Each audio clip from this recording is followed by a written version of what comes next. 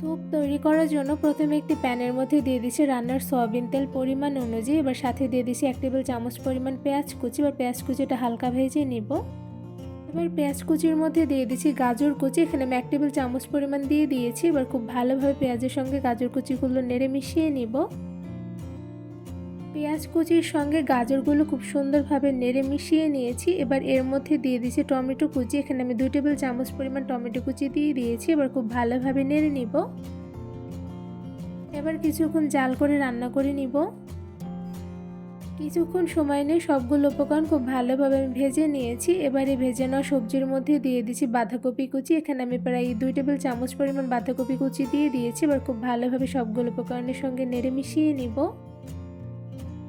এই তো বাঁধাকপি কুচিগুলো খুব ভালোভাবে নেড়ে মিশিয়ে নিয়েছি। এবার সবগুলো উপকরণ একটি সাইডে নিয়ে এর মধ্যে দিয়ে দিচ্ছি ডিম। এখানে আমি মুরগির ডিম দিয়ে দিচ্ছি। এখানে আমি 2টার মতন ডিম দিয়েছি। আপনাদের পরিমাণ অনুযায়ী ডিমের পরিমাণটা কমিয়ে বাড়িয়ে দিতে পারেন।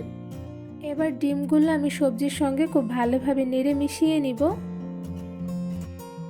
সব ধরনের সবজির সঙ্গে ডিমটা খুব ভালোভাবে আমি নেড়ে মিশিয়ে নিয়েছি। এখানে দেখতেই পাচ্ছেন হালকা ভাজা ভাজা হয়ে গিয়েছে। এবার এর মধ্যে দিয়ে দিচ্ছি পানি। এখানে আমি 1 কাপ পরিমাণ পানি দিয়ে দিচ্ছি। এবার সবগুলো সবজি খুব ভালোভাবে পানির সঙ্গে নেড়ে মিশিয়ে নিয়েছি। এবার চুলার আঁচ মিডিয়াম টু লোতে রেখে কিছুক্ষণ জাল করে সবজিগুলো রান্না করে নিব। কিছুক্ষণ সময় নিয়ে সবজিগুলো জাল করে রান্না করে নিয়েছি। এবার এর মধ্যে দিয়ে দিয়েছি নুডলস। এখানে আমি 2 প্যাকেট নুডলস ভেঙে দিয়ে দিয়েছি। এবার খুব ভালোভাবে সবগুলো সবজির সঙ্গে নুডলসগুলো নেড়ে মিশিয়ে নিব। নুডলসগুলো খুব ভালোভাবে নেড়ে নেওয়া হয়ে গিয়েছে। এবার এর মধ্যে দিয়ে দিচ্ছি 1/2 চা চামচ পরিমাণ লবণ আর সাথে দিয়ে দিচ্ছি একটি ম্যাজিক মশলা। এতে করে কিন্তু স্যুপের টেস্টটা বেশ ভালো আসবে। এবার সবগুলো উপকরণের সঙ্গে ম্যাজিক মশলাগুলো নেড়ে মিশিয়ে নিব। এবার নুডলসের মধ্যে দিয়ে দিচ্ছি 1/2 চা চামচ পরিমাণ গোলমরিচের গুঁড়া। এবার নুডলসের সঙ্গে গোলমরিচের গুঁড়াগুলো নেড়ে মিশিয়ে নিব। এই তো নেড়ে মিশিয়ে নেওয়া হয়ে গিয়েছে। এবার এর মধ্যে দিয়ে দিচ্ছি 1 টেবিল চামচ পরিমাণ কাঁচামরিচ কুচি। এর সাথে দিয়ে দিচ্ছি অল্প পরিমাণে ধনিয়া পাতা কুচি। এতে কিন্তু বেশ সুন্দর একটি ঘ্রাণ আসবে। এবার খুব ভালোভাবে নেড়ে মিশিয়ে নিব। নুডলসের স্যুপ রান্না করতে কিন্তু খুব একটা বেশি সময় লাগে না। অল্প সময় নিয়ে কিন্তু খুব পারফেক্টলি রান্না করে ফেলা যায়। তো এরপর যা দেখতেই পাচ্ছেন স্যুপগুলো কিন্তু অনেকটা পরিমাণে রান্না হয়ে গিয়েছে। এরপর যে আমি খুব ভালোভাবে নেড়ে আরও কিছুটা সময় নিয়ে জাল করে রান্না করে নিব।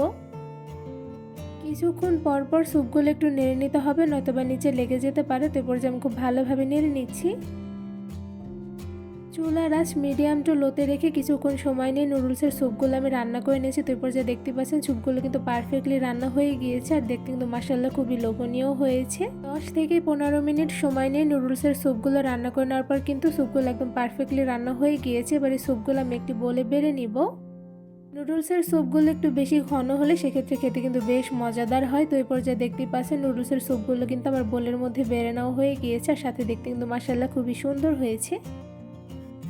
একদম সহজভাবে শুধুমাত্র অল্প কিছু উপকরণ দিয়ে তৈরি করে ফেলেছি দারুণ মজাদার নুডলসের স্যুপ। কোনো রকম ঝামেলা নেই, ঝটপট অল্প কিছু উপকরণ দিয়ে তৈরি করে ফেলা যায়। নুডলসের স্যুপগুলো মাশাআল্লাহ দেখতে যেমন লোভনীয় হয়েছে, সাথে কিন্তু স্যুপটা খেতে অসম্ভব মজাদার হয়েছে। এই নুডলসের স্যুপগুলো আপনাদের একটু চামচ দিয়ে তুলে দেখাচ্ছি। তো এই পর্যায়ে দেখতেই পাচ্ছেন স্যুপগুলো কতটুকু পরিমাণে ঘন রেখে আমি স্যুপগুলো রান্না করে নিয়েছি। আর এই স্যুপগুলো যতটুকু পরিমাণে ঘনত্ব হয় ততই কিন্তু খেতে বেশ মজাদার হয়। সকাল বা বিকেলের যে কোনো নাস্তার টাইমে বা ছোট বাচ্চাদের খুব সহজে কিন্তু ঝটপট অল্প কিছু উপকরণ দিয়ে নুডলসের স্যুপটা কিন্তু রান্না করে দেওয়া যাবে, যা তারা খুব মজা করে খেয়ে নেবে, সাথে বারবার খেতে চাইবে।